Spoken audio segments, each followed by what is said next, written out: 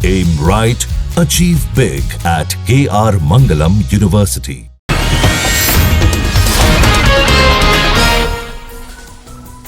आज इंडिया गठबंधन कर सकता उपराष्ट्रपति चुनाव के लिए उम्मीदवार का ऐलान। कांग्रेस अध्यक्ष मल्लिकार्जुन खड़गे के ऑफिस में होगी बैठक।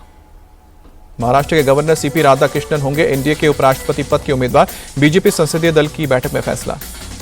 बीजेपी हेडक्वार्टर में हुई संसदीय दल की बैठक में पीएम मोदी, जेपी नड्डा समेत कई नेता शामिल हुए। बिहार में राहुल गांधी और तेजस्वी यादव की वोट अधिकार यात्रा का आज दूसरा दिन। आज औरंगाबाद के डूबर कुटुंब और देव पहुंचेगा यात्रा। औरंगाबाद में राहुल और तेजस्वी ने जनसभा को संबोधित किया। तेजस्वी ने वोटर अधिकार यात्रा के लिए राहुल का जताया आभार। राहुल गांधी ने बीजेपी पर निशाना साधा। बोले, बीजेपी और चुनाव आयोग संविधान मिटाना चाहते हैं, हमारी लड़ाई संविधान बचाने की है। राहुल गांधी बोले, एसआईआर के जरिए ये लोग बिहार का चुनाव चोरी करने की कोशिश में है, हम ऐसा नहीं होने देंगे।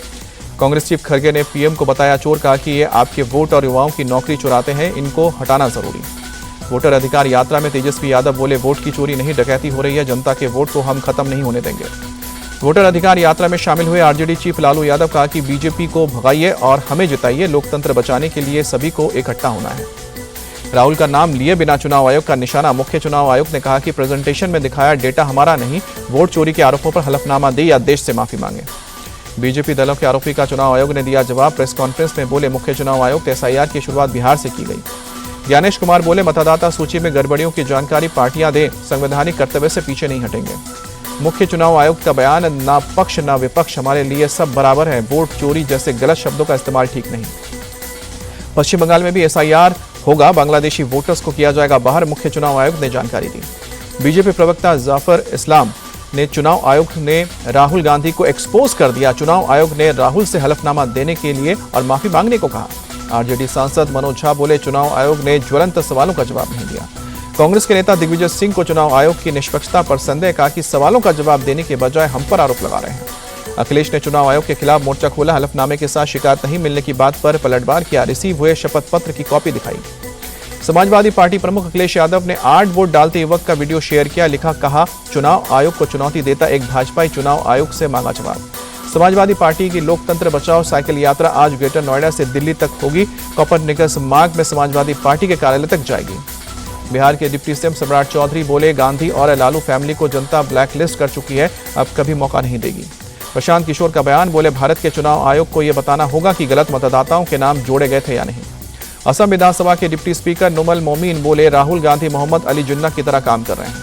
लोकसभा और राज्यसभा में आज फिर हो सकता है हंगामा। राहुल गांधी पर चुनाव आयोग के सवाल पर हंगामा कर सकते हैं विपक्षी सांसद। अंतरिक्ष में सफल मिशन के बाद लौटे शुभांशु शुक्ला पर आज लोकसभा में होगी विशेष चर्चा। 2047 तक विकसित भारत का अंतरिक्ष कार्यक्रम की महत्वपूर्ण भूमिका पर यहां पर चर्चा होगी।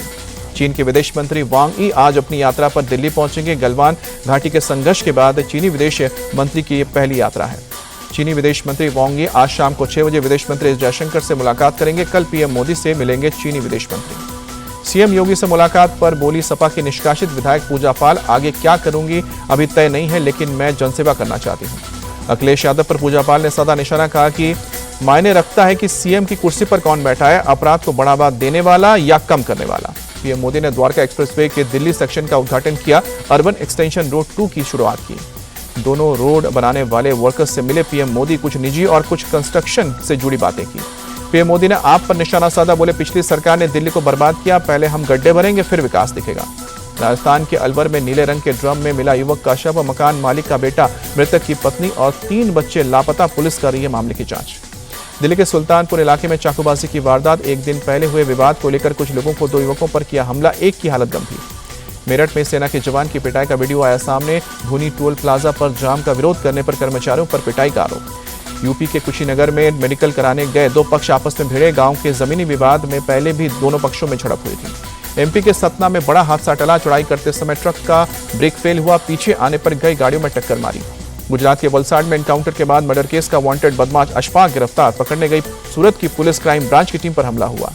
बिहार के दरभंगा में मंत्री के काफिले की गाड़ी ने कीर्तन कर रहे श्रद्धालुओं को रौंदा। 10 से ज्यादा लोग जख्मी, 3 की हालत गंभीर। एमपी के माहौर में हत्या के आरोपी के घर में आगजनी। मृतक के परिवार ने लगाई आग। पुलिस और बजरंग दल के कार्यकर्ताओं ने समय रहते आग बुझाई। पटना में पुलिस और गैंगस्टर के बीच मुठभेड़। पुलिस की जवाबी फायरिंग में पैर में गोली लगी। इलाज के लिए अस्पताल भेजा गया। कुख्यात बदमाश पर 20 से ज्यादा मामले दर्ज हैं। कुछ मामलों में था वांटेड। पुलिस ने एसटीएफ की मदद से पकड़ा। हरिद्वार में पुलिस मुठभेड़ में घायल हुआ बदमाश। जवाबी कार्रवाई में पैर में गोली लगी। मुंबई के चीरा बाजार इलाके में एक पुरानी इमारत का हिस्सा गिरा। हादसे में 3 लोग घायल, अस्पताल में भर्ती किया गया। किश्तवाड़ के चशौटी गांव में चौथे दिन भी रेस्क्यू ऑपरेशन जारी। 61 से अधिक शव बरामद, अभी 70 से अधिक लोग लापता। किश्तवाड़ में अब तक 116 लोगों को किया गया रेस्क्यू। राहत और बचाव दल लगातार काम कर रही है, चीफ सेक्रेटरी ने दी जानकारी। एशिया कप के लिए भारतीय टीम का हो सकता है ऐलान। टीम की घोषणा मुंबई में चयन समिति की बैठक के बाद होगी।